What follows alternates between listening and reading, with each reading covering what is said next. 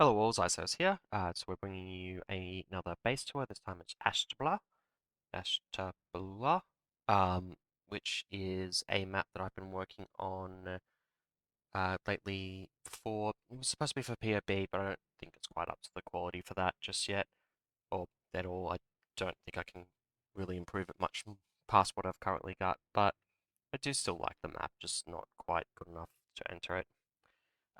It is a brutal large map. Started at 4,500 capacity. It's up to 6,325 now because it's at level 10. It's technically not mastered yet. It will be mastered in like 12 hours or something. But I want to get this video out at my normal video time, so we're doing this a little bit earlier. And I'm not expecting many more raids, considering we've already done the first few hours of this particular um, cycle. So the number of raid attempts overall, we've got 50 at the moment. So we've got 179 raiders killed for a 3.6 kill ratio. For accolades, we've got 18 fun, 14 brutal, 12 ingenious, and 15 artistic. I believe that is 59 total accolades for a ratio of about 1.18, which is good. It's above 1. That's all I can really aim for. Because yeah, you can't really guarantee people are going to give you 2, even if they do really like the map. But yeah, let's jump straight into the play.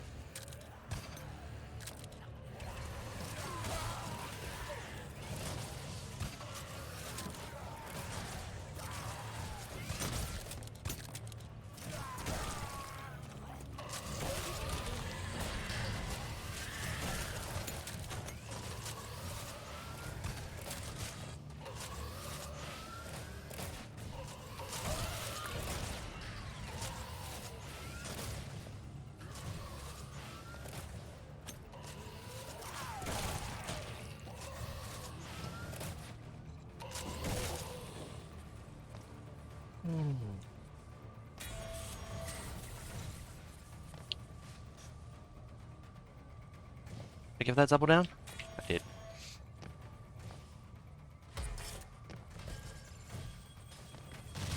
What about that? In its entirety.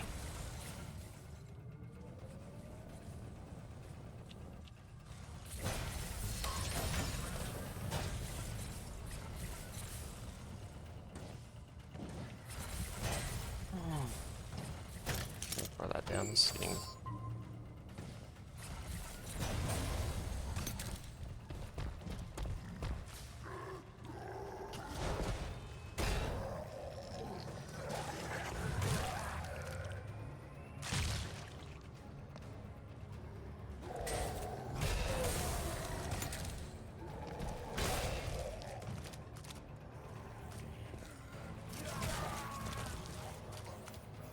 Okay.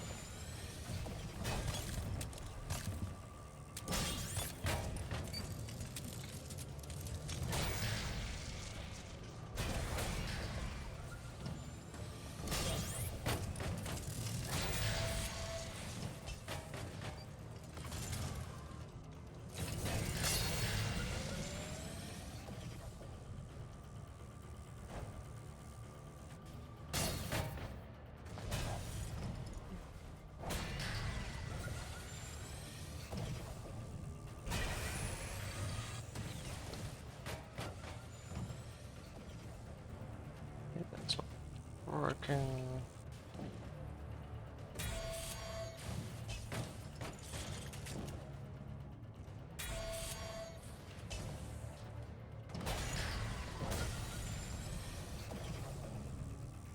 Okay.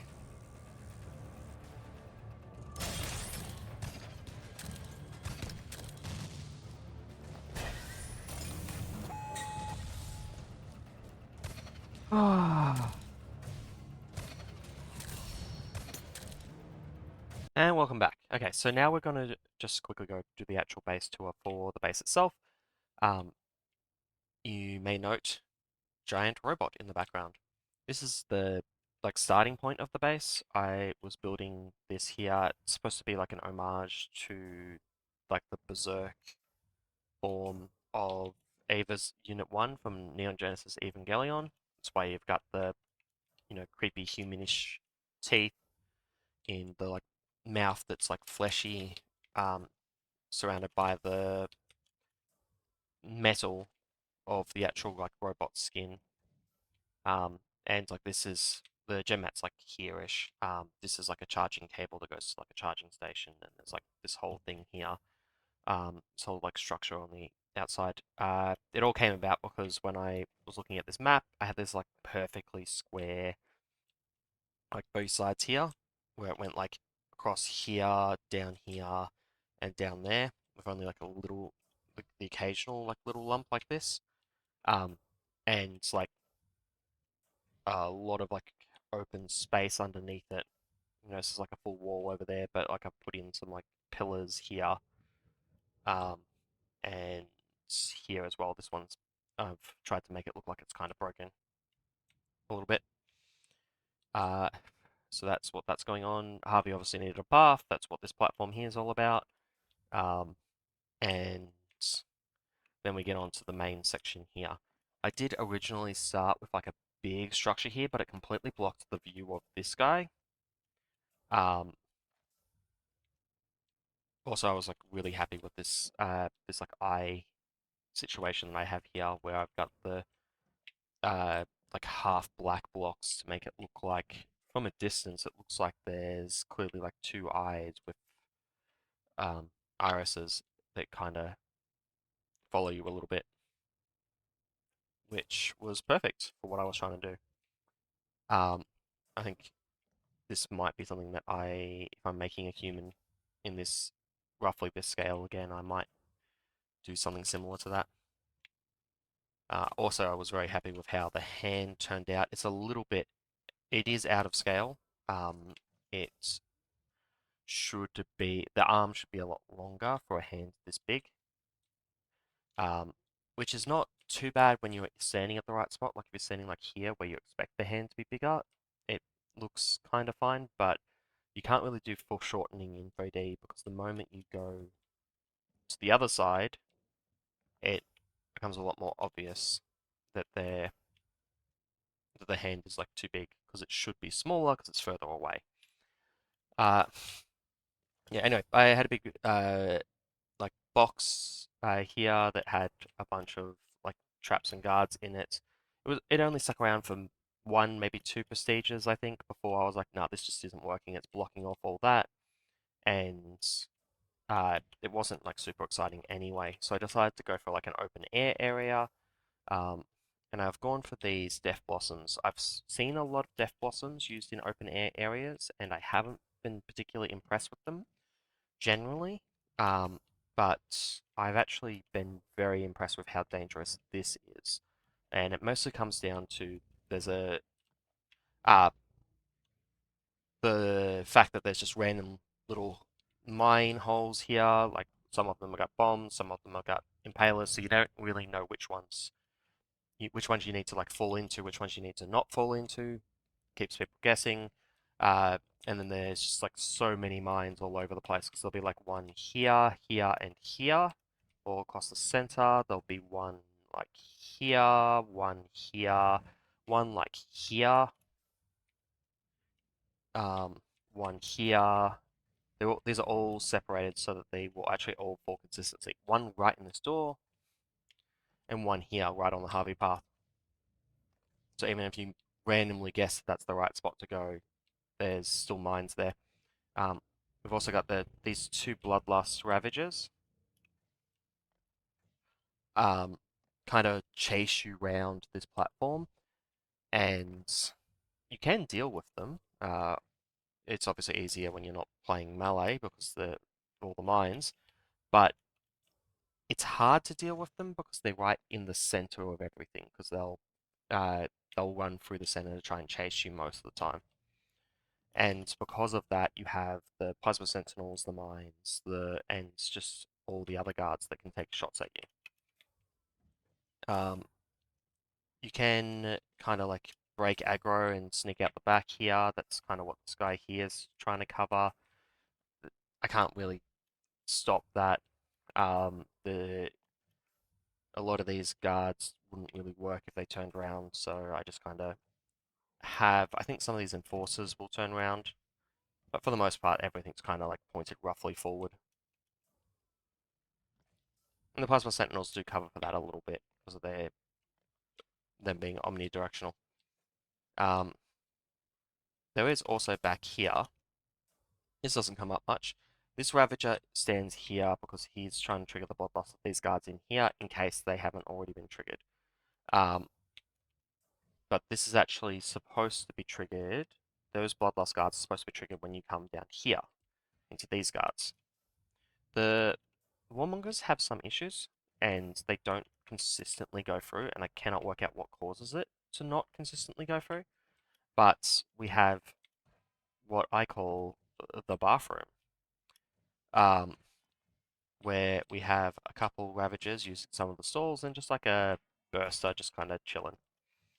Um, the Burster will trigger it if this doesn't, just as an off chance. But Bursters, because they run faster, will get to the player much faster than the Warmongers will, and I've got it with Bloodlust and Dead Man Switch. So what happens in a perfect situation is the Burster comes up, does this attack, surprising the player. Player turns around, kills the Burster. Then the Warmongers start moving in, and while they're dodging the Warmongers, the Dead Man Switch goes off and catches the player. So it's a double threat type thing.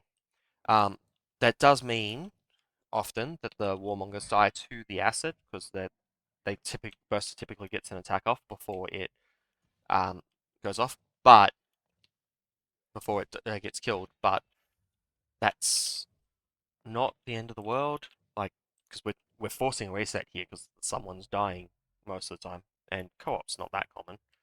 And even if it was a co-op player, there's the chance that they both die to it, which because it is fairly AoE. But anyway, yeah, so that's probably enough about the open area. And of note, the bomb traps have the the pits with the bomb traps have extended range. They go up higher because the bomb traps when you're falling down. So if you're planning on falling, say here, and you jump over this one, I still want you to trigger that one so that the bombs are up in the air, potentially catch you as you're falling. Works very nice. All the bomb traps have chaos bombs so that they actually get out of the hole. And these have 4 bombs and will not self-destruct if the the thing itself is destroyed because. And I think that combination is required if you're going to have 4 bombs. You need to have the independence, 'cause otherwise you'll just lose 3 bombs for nothing, just a lot of the time, and it's just not worth it. And uh, because of how far away Death Blossom starts setting up, they'll set up as soon as you spawn in, pretty much. They'll normally have most of those mines out before the player even gets to here, and before they deal with all of this, they'll be completely set up. It's fine. This is just a simple piston incinerator corridor. This is a really nice include. Actually, let's just show the all for a sec. I want to show how effective this setup is. So I've got I've got the maximum of 200 over here, so there's 200 skulls that'll show on this map. And just see, just I'm not even I can't count them here, it would be too difficult. But yeah, just see how many of these are just in this open area on the outside. There are so many people that died just generally outside the base. So we can kind of see how effective that is. Remembering that this has a 3.6 kill ratio, and honestly, I think about half of them are out here. But we'll see the rest as you go through. So we got quite a few in this piston incinerator corridor. It's probably more dangerous because it's after something that is dangerous. Like it is hard for people to run through this. So this becomes more like piston incinerator corridors, but like skipping and doing a piston incinerator corridor quickly feels like a stronger play, but that is hard, and that's what causes people to die a lot more from here. Um, and then we also have, I think that's from a defense that's been deleted. Oh no, they got themselves. Ah, yep, they were demo cannon player. Um, yeah, so what we have here on the side here is also, it is a trick, right? So I am trying to say that there is something to the right that will let you deal with this corridor from a different direction. And technically it does. It is slightly safer to be down here than it is to try and attack from this side. But this combination of Launchpad and Impaler is just super powerful. Like if you accidentally trigger this and then just get bumped by that, you are dead. Pretty much guaranteed. Um, and a lot of people come in here thinking this is like a safe area that you can use to deal with the piston incinerator corridor. It doesn't work. Uh, as for the glass, yeah, glass on the sides, just to try and highlight the robot a little bit more. I want you to be able to see what's going on over there on the left. It happens a few times as we go along, but it's not super great to see. Uh, the reason I'm not entering this into POB, I don't think, is because of how disjointed the like artistry side. Oh, forgot to mention this. There's a robot hand down here, so I got like this one's left hand is down here, and it has a similar shape to this. But this one is broken off because it's got the fleshy one. So I put like flesh parts at the end here to show that this is like been torn off and then it's like regrown its original like more humanish hand. But anyway, yeah, we have piston incinerator corridor, and then we immediately go into a flame walker incinerator corridor, half corridor. This has two flame walker warmongers. The first one has armor, and it will block. It will be at the front, so it will block shots a bit better. And the second one has short leash, so that even if you try to pull them back out, which is a fairly easy way to deal with this type of setup, um, you actually still have the best of both worlds because you still have a warmonger that will sit here, which can make it harder for people to get through. Though it won't have armor because augment limits. And then behind these guys trigger the guards in the bathroom, which will normally run around, come around here, and then come in behind you while you're dealing with either this or the next setup. Which is actually just a Ravager and a Warmonger. The Warmonger is armored. These are just fairly standard setups. I think they've both got attack rate. It's got attack rate and combat ready, and the reason I'm doing it like this is this Warmonger's armor is trying to cover for this uh, combat ready Ravager. So the Ravager is going to take a little bit to set up, even with combat ready. This is optimal like setup time, because it's combat ready and reflex manipulation. And while that's setting up, the guard is covering it. And if it does get fully set up before someone even bothers to deal with it, the guards attack arm is on the right, which is the side that it's most exposed to. This is a little bit to the left. So the attack arm hopefully will shoot at least partially around the warmonger. This is just a bomb trap for laughs. Um, it scatters bombs all through here. It works sometimes. Yeah, I think at least one of these is probably from it. But yeah, this setup here is more just to keep the pressure up. It doesn't really. Um, there's the Ravager killing someone, but it's normally more of a distraction from the stuff that's coming from behind in case the person's got deals with this first setup too quickly. As you can see here, we got some kills, Incinerator, there's the Burster again, Death Pistons.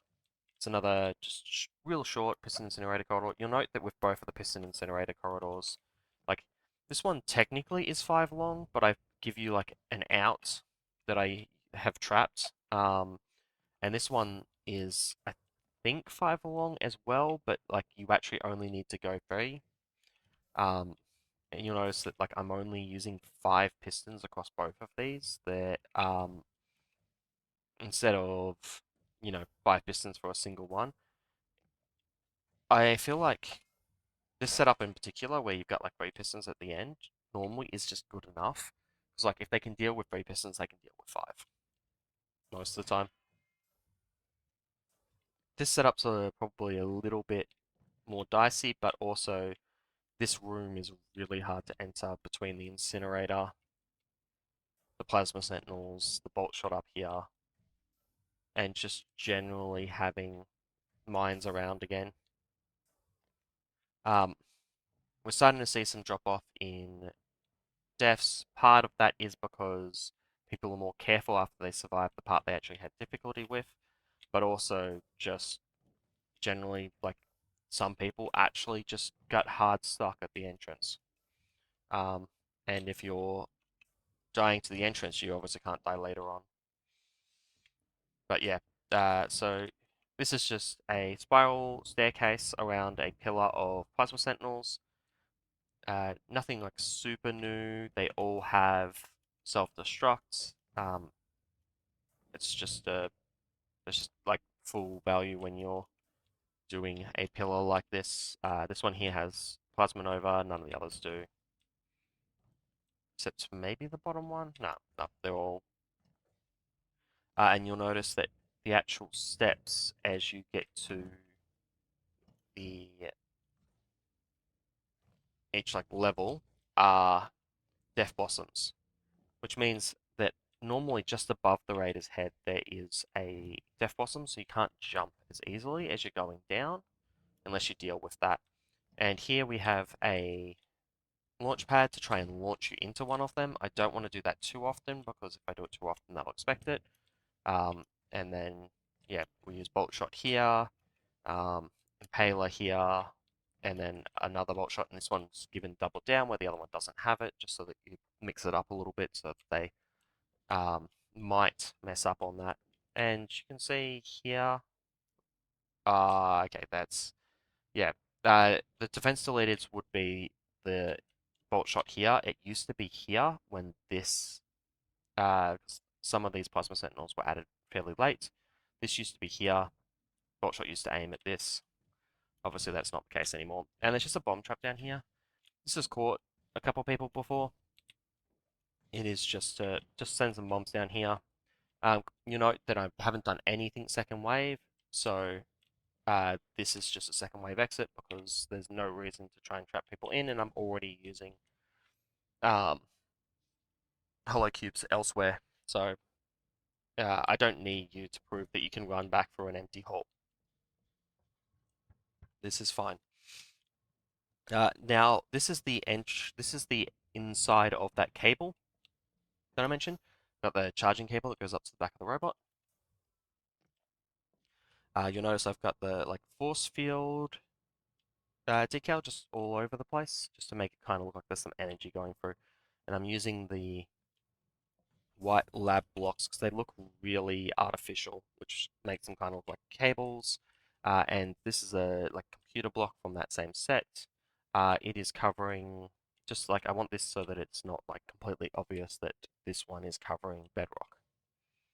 Um, as we get to the top, you notice the last few kills. It's just an impaler pointed at the gem mat here, and it happens to have red hot and self-destruct. So red hot means that if the person um, stays back, or like goes here for a sec and then doesn't turn around and just backs up or something, they can get hit by that. You can get a similar effect with blockade, but I generally prefer red hot, unless it's like a completely locked in. Like if this was in a pit, I'd probably put blockade on it, but because you could theoretically back up and then come forward, you might hit the side and survive. Like this person might have. And explosions just because it can mess you up sometimes. Um, where you kill it and you just miss time walking forward again. Left about 100-ish capacity free. Hopefully that'll future-proof it in case of any capacity changes going forward. But yeah, this is Ashtabula. Ashtabula. I really can't pronounce it. I don't know the actual town. Oh, what's that there? That shouldn't be there.